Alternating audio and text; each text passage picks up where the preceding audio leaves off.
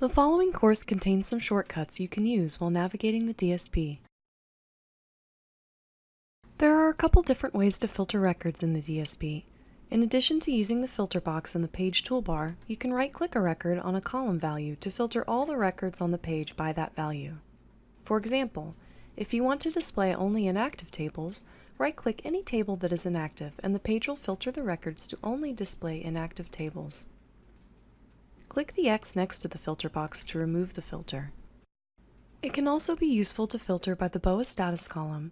If you want to see all of the new or dirty data sources in your registry, right-click an invalidated status and select Filter. Conversely, if you want to see your validated data sources, you can right-click a Procedures Completed BOA status. You can attempt to revalidate these records by selecting and resaving them. To edit or delete an individual record, you can use the icons on the individual records. If you want to edit multiple records, you can use the Shift key to select all records in a span, or the Control key to select specific records. And then click the Edit button at the top of the page. You can use Control S to save changes made to the selection. Some other useful keystrokes are F, which focuses the filter text box. If the F key is pressed on a header detail page, the focus is set to the filter text box in the child pane. E edits a selected record or records.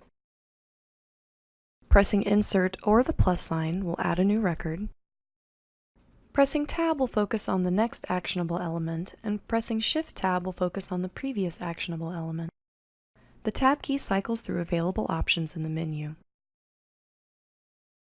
Pressing Enter actions the currently focused element, and pressing up or down on the keyboard selects previous or next records. The up-down arrow key cycles through available options in the menus until a submenu or an object that requires an input is reached. For more keyboard shortcuts, check out the Keyboard Shortcuts in the Accessibility Features section of the DSP Navigation and Menu Options topic in the online help.